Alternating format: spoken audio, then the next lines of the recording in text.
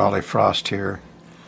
An astrologer, getting old, living in Kona on the big island of Hawaii. Boy, we're making the world news, aren't we? On the internet. Wow. You know, many special reports on our volcano. Pele is bringing us to the world's attention. Unfortunately, the newspapers are scaring everybody with, nasty stories. And the tourists aren't coming. All the vacation rentals around my house are empty.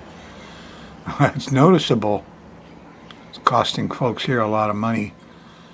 Bad news reporting, huh? As I watch all this bad information coming out, I finally realized that a lot of these people that are writing and producing video and stuff, they don't know a thing about VOG, V-O-G, or sulfur dioxide.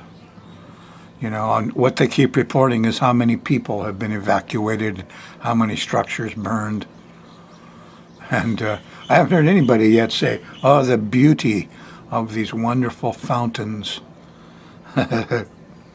Somebody should tell these folks they're bad reporting. It comes about because they are following the advice of what government experts, so-called experts in government positions, and these guys are desk jockeys, lots of them. And when a bunch of news reporters interview corporate government desk jockeys and they get minimal information, well, then they embellish on it and they add a lot of extra adjectives. So the news gets distorted. In this case, it got scary. VOG is not harmful, folks. I have a Master of Science degree in occupational health, environmental health. I grew up in the oil fields and the refineries. And you can't tell me about H2S or SO2.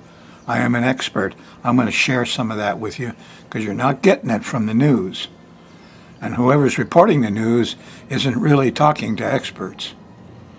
Anyway, VOG is just ammonium sulfate crystals, flying fertilizer, little plates that shine. It looks dense, but it's not. 1/10 of what particulates are in most American cities.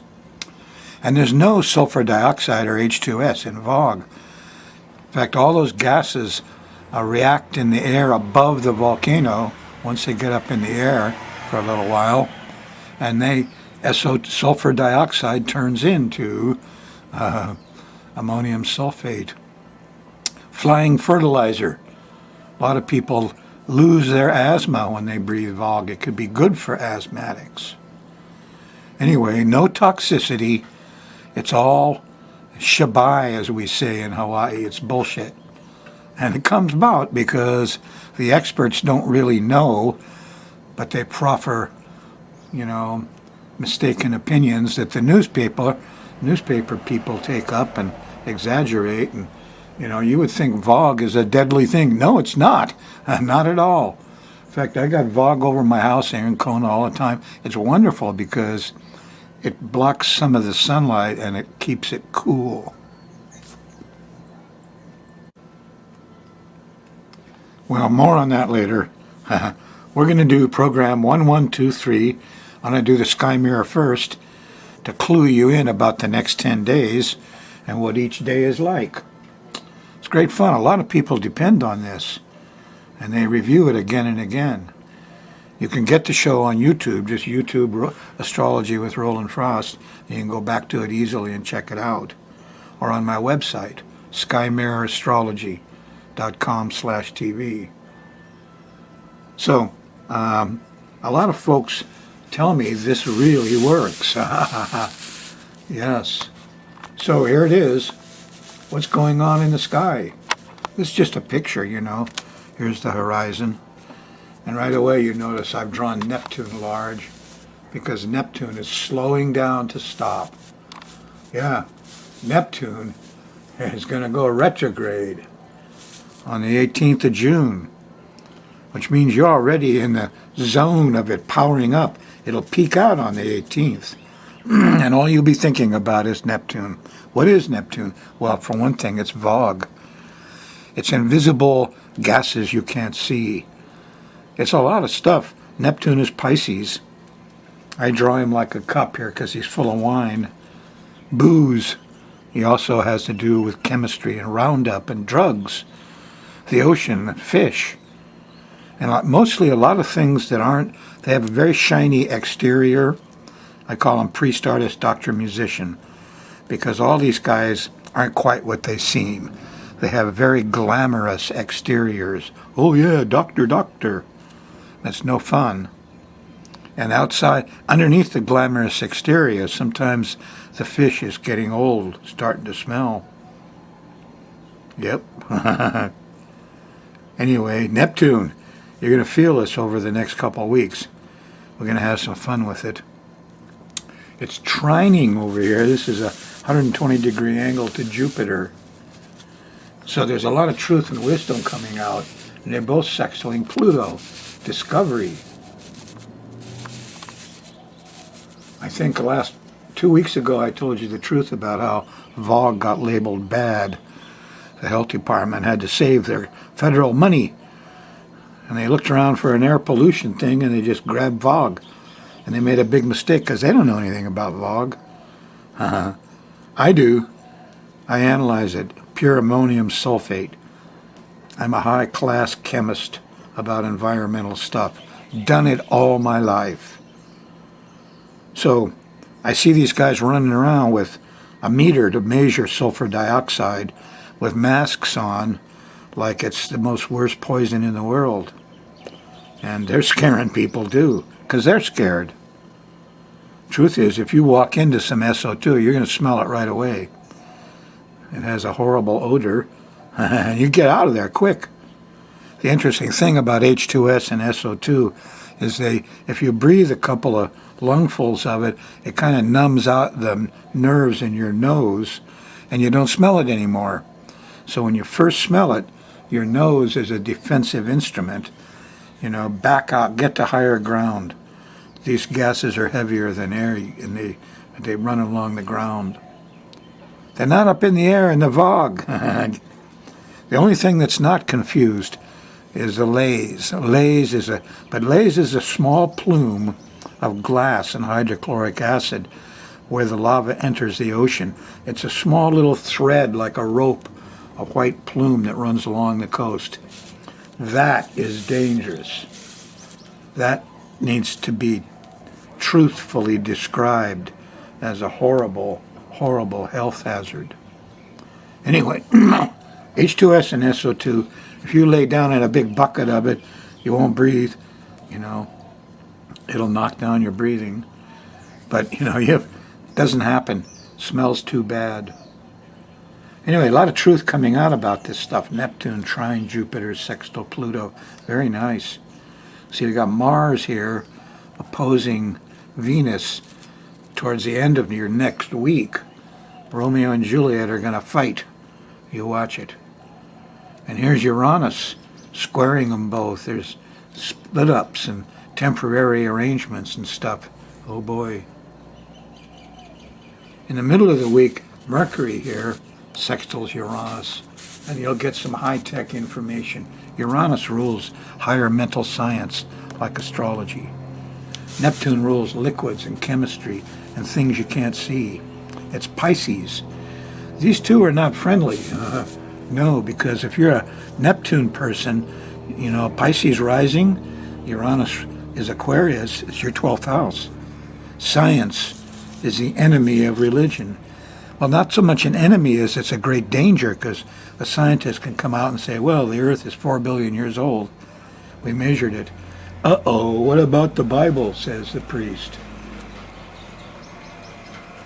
So, Neptune has persecuted Aquarian things. Jesus was an Aquarian spirit, and he got brought down by the local priests. Yes. They've attacked astrology right along. Priests, PhDs, people who are... I'll never forget, So, what is it, 30 years ago, about 100 professors at UH signed this document saying astrology was a charlatan's bunk thing. And, they got on a big bandwagon in Neptune. I'm a professor. I'm special. I have wisdom. They didn't know anything about astrology. No. Haley once remarked a bad thing. He didn't know about astrology. But Haley, the guy, the comet astronomer, made a disparaging remark. And our hero stepped up and said, "Sir, I have studied it. You have not." Yes, Newton himself. Well, it's an old thing, this Neptune, Uranus, this Pisces, Aquarius thing. I won't labor you with it, but interesting planetary setups. And the best way to understand this lots of time, well, you'd like to know where it is on your chart. But you got to know your rising sign. Do you know your rising sign? You don't? Well, email rollinfrost@yahoo.com with your birth data, and I'll figure it out and send it to you free. You need to know your rising sign just to get into this sacred science. And it's not that hard. You'd be surprised. Of course, this looks really complicated, doesn't it? Now, these are just the relationships, these red and blue lines, and how these guys get along. And these guys are the actors on the stage. I mean, you all know who Venus is. You know who Mars is. Yes. So what's going to happen here is the moon goes around this thing once a month. And as it moves through this pattern, it generates the mood of the times. And that's what we're about to do. All right, let's see. If you're in a Thursday show, you're right in here. Got to go back to Wednesday morning when the moon went by Neptune to get that flavor. Neptune, Pisces flavor. Delicious sometimes. Thursday night show, well, here's the moon squaring Saturn. You're depressed. But it's sextiling Mars. You get out and do some physical work. The heroes are out, but the judge put some limits on it. Moon's in Aries. Still in Aries Friday. And here's a nice sextile to the sun. Friday afternoon around dinner time too. You can make a plan. Yeah, get yourself together. Friday night late, this is around midnight or so, the moon squares Pluto. It's in sextile to Mercury, so there's good talk, but it tends to go to extremes. And there's a little scariness here too, from a square from Pluto. Eek a bug is what I call it. Moon's in Aries. Continues through Saturday. Saturday morning, the moon squares Venus. And we all want some sweets and some sex, but it just doesn't happen. It's a square. Or you ruin it by... Anyway. Not good for love. Saturday morning, moon squaring Venus. Saturday evening, the moon goes into Taurus. And here after dinner, it hits Uranus. And there's electric brotherhood and higher mental stuff comes out. Could be quite nice. I like it when the moon goes by Uranus. Good for studying astrology. Sunday morning, moon's in Taurus. Starts with a nasty old square to Mars. Little anger and impatience there Sunday morning. Ask yourself what you're protecting. After your anger period, here's a trine to Saturn. You get all organized before lunch, around lunchtime. So first comes the irritation, anger, impatience, and then you get a plan together. Cool. Sunday night is interesting because here's an opposition to Jupiter. Everybody's overdoing it. At the same time, there's a sextile to Neptune. A little music will help. The clowns will stop clowning around so much. It's okay if it's a little bit loud as long as you're playing good music. And there is good music Sunday night. Good time to read Jesus. When you read heavens in the King James, substitute sky. That's what he did. He took sky out and put heavens in. Moon in Taurus. Monday morning, nice trine to Pluto. On the 11th, discovery. Yeah. discover some new things. Monday night, here's a nice sextile to Venus. There are sweets after all. Take your favorite person to dinner Monday night. Good mellow time. Shifts into Gemini after dinner and becomes a little more physical. Here's Romeo. Venus here and Mars is Romeo, see? They're not too far apart. These are degrees. So this is about 10 degrees. Of course, that's almost a whole day. So Monday is sexy and sweet, and then Tuesday is more, I want mine, physical. That's Romeo. Too bad they're not a little closer. Moon in Gemini. Late Tuesday night hits the square to Neptune. Confusion, delusion. You're only a week away from the station. Liquids are going to be a problem Tuesday night. Gasoline, things that come from oil, anything derived from there. Alcohol, gasoline, pentane. I'm worried about pentane at geothermal. They got geothermal knocked down good. I used to do injection wells. Load the tube with mud, cap it off. I don't care if the lava covers it, we'll just dig it out and get it going again. So they're all worried about geothermal. It's going to blow up the whole island. Jeez. Fake news? We're beginning to call it fear porn. Yeah, fear porn. There's a lot of fear porn going on in the media about our island.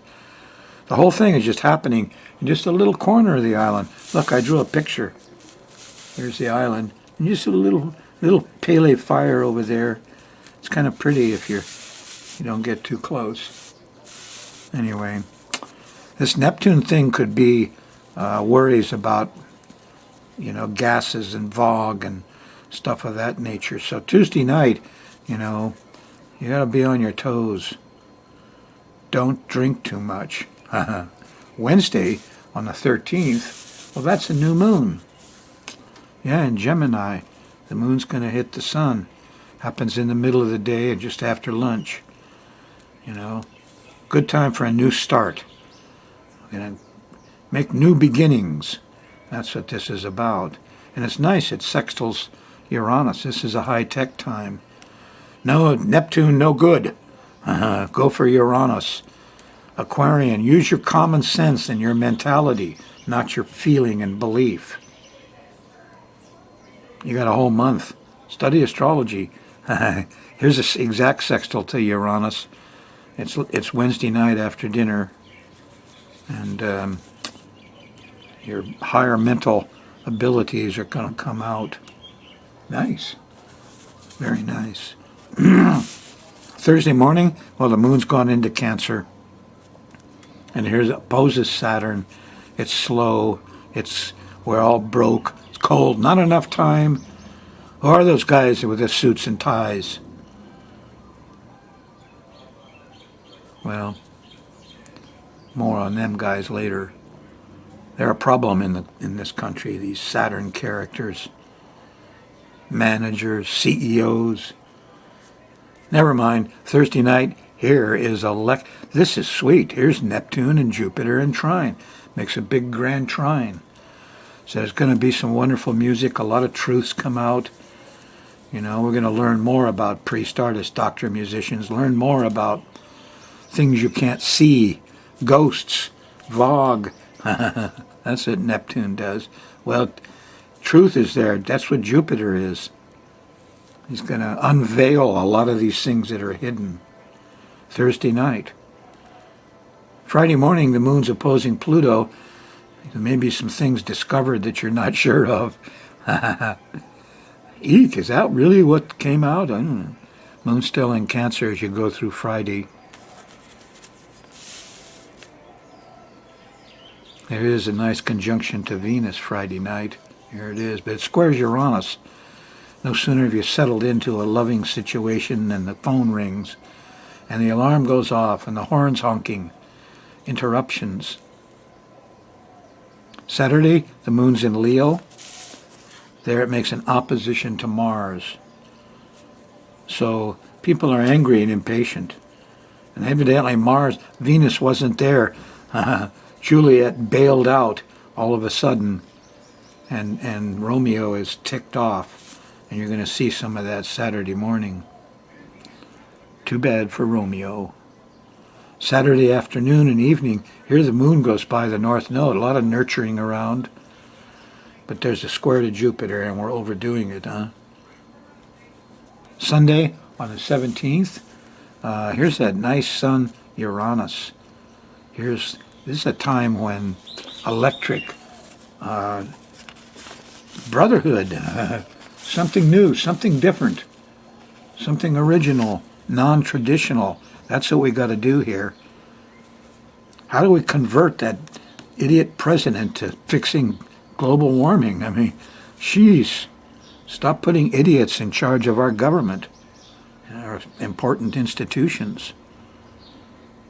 Incredible what's going on there. Well, common sense will cut through it.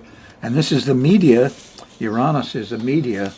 And you're going to see some hero journalists come out and tell the truth. Sunday night. Watch. Okay, I got to coach you a little bit, get you started at astrology. Hey, I'm not going to be around forever. You should go to my website, skymirrorastrology.com/TV. Learn how to get personal chart work done. It's cheap. But this is free. Call me up with your birth data, I'll give you your rising sign. And here's what you can do with it. Mr. Trump's, not my president, rising sign is at 29 Leo. So whatever your rising sign comes out, you take this wheel, these are the houses, and you put 29 degrees of each sign. So here's 29 Virgo, 29 Libra, 20, okay? Just mile markers on the road, 12 30-degree segments. Now the first thing you want to do is find out where Saturn is. Saturn gives you trouble. And where is it in your chart? Which house is it going through? As soon as you know your rising sign, well, you can figure that out. Yeah? Saturn's in Capricorn. What's that? Well, Capricorn is Mr. Trump's 5th house. So now we know that Saturn is over here in the 5th. He's got trouble with kids. Yes. He's worried he can't have a good time. Bringing him down. So in Trump's chart, the 5th house has mostly Capricorn because it's 29 here. So it really starts 0 Capricorn. And you know that Saturn's at 8 Capricorn now, so it's right here. And Pluto's there. There's a lot of action over the 5th house in Trump's chart. Saturn worries you and slows things down, makes them smaller, like his kids, and it's fun. The opposite is Jupiter, opens things up, makes things new. New opportunities. Jupiter is in Scorpio. Now, if you looked at Trump's chart, here's 29 Scorpio at the bottom, which means Scorpio runs all the way through here. So Jupiter's at 20 degrees in his 3rd house. He's out there on the golf course, talking, writing, teaching. He's moving around. He's busy, and he's opening up the 3rd house, sister, brother, neighbors. Okay, here's a new moon, April 15th. Neptune opposing. Here's the fog and smoke in Hawaii. Tough time for the following month, mid-April to mid-May. Then we had a full moon, April 29th. There's Neptune again, opposing. Here's Vogue, still stuck with it, basically all the way through May. Now, what's happening is June 6th, we have a nice 3/4 moon, and this time Pluto is over here opposing. We're out of the things you can't see zone. Pluto is Pele. So, on or about June 6th, and after for a few weeks, we're going to see explosions of Pele displays and not so much worried about the invisible gases. Yep, I was the OSHA expert. Chemical hazards was my game. I won't get technical, but when I looked up, this is a quickie thing. What came up was immediate action for eyes. Now this is H2S. Sulfur dioxide, a colorless liquid or gas with a characteristic pungent odor. Yeah, H2S is rotten eggs. You recognize that. Okay, this one also has some cautions about extra attention to the eyes. And yes.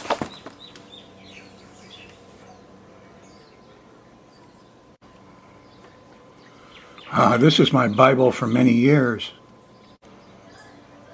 Hydrogen sulfide, colorless gas, odor of rotten eggs, found in sewers and stuff. Here they warn you, they say if you take a high concentration of the stuff, it'll knock you down, make you unconscious. And if you're lying in a pool of it, you could die without breathing. So, concentrated H2S, to refine you, we had guys fall down, get broken elbows. Little bit of it, you'll get a cough, headache, dizziness, irritation of the eyes. The bad odor can't be taken as a warning sign because after a few breaths of it, your nose conks out.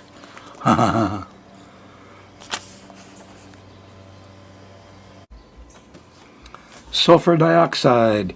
In durable concentration can be tolerated for long periods without much danger. Pungent odor, they call it. This is interesting. It's considerably more toxic to vegetable life than to animals. I noticed some guys on the news say, "Hey, all my garden died. I'm getting out of here." Well, it hurts those vegetables, SO2, and it's down on the ground. It's heavier than air. You can smell it. Go to higher ground. Funny, my oldest book had some of the best information, huh? H2S, rotten egg smell, huh? Headaches, dizziness, fatigue, conjunctivitis, keratinitis, inflammation of the cornea, spinner's eye. They get into eyes here. And you know what this guy said? Don't wear contact lenses. Even if low concentrations of sulfur dioxide will get into the lens, hurt your eye. And if you do get it in your eye, and your eyes are irritated, irrigate with water. Then it says instill olive oil. Wash your eye with water and put a little olive oil in. Wow. SO2 says the same thing. Wash it out. Irrigate with olive oil.